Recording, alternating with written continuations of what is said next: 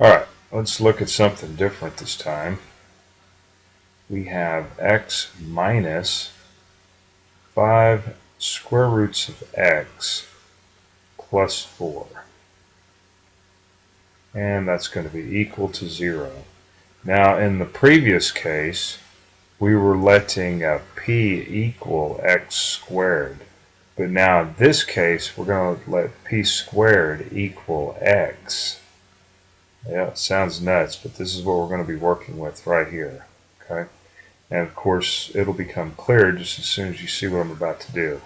So we're going to take an x out and replace it with p squared. So p squared minus 5 times the square root of p squared plus 4 is equal to 0. Now, of course, I'm going to rewrite this. This is p squared minus 5. Now, the square root of a square, right? The square just goes away.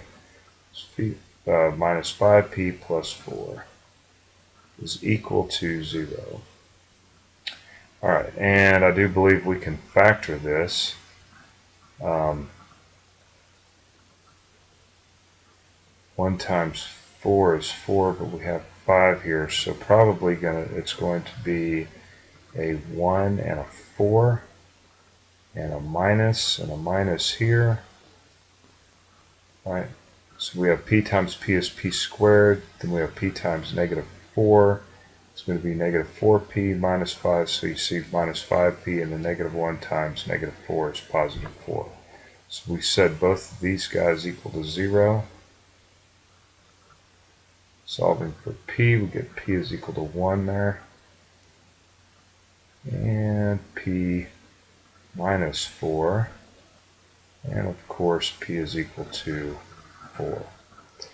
Alright, but we're not done because we got to go back up here now and plug that in. Okay?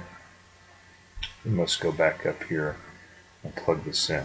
So we have p squared is equal to x. Well, let's start with this one first.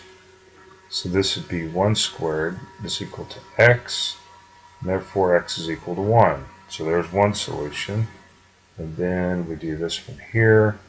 We have 4 squared is equal to x, and so this becomes 16 is equal to x. Alright, simple enough. Well, maybe not simple if you're saying this for the first time, but it is if you do it a bunch of times. It becomes simple. Alright, let's look at another one here. We're going to have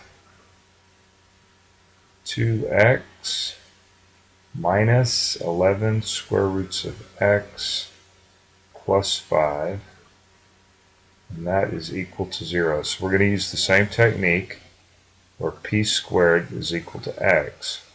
So we're going to say 2 times p minus 11 times the square root of p squared plus 5 is equal to 0. All right. And of course, I'm going to rewrite this, and you know what? That's supposed to be a square right there, but you were hollering at me.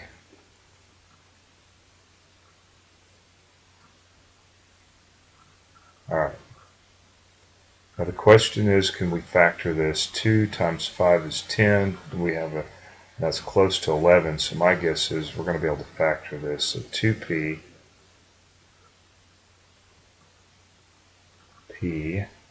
hope we're going to be able to factor this. If I were to put a 5 here, of course it's a positive, so this is going to have to be a minus 1 and a minus here, right? So 2p times p is 2p squared. 2p times minus 5, there's going to be negative 10p. And then negative 1 times p is negative 11p, and negative 1 times negative 5 is positive 5. Good. So now we're going to set both of our factors equal to 0, and so we have p is equal to a half, and p minus 5 is equal to 0, and so we have p is equal to 5.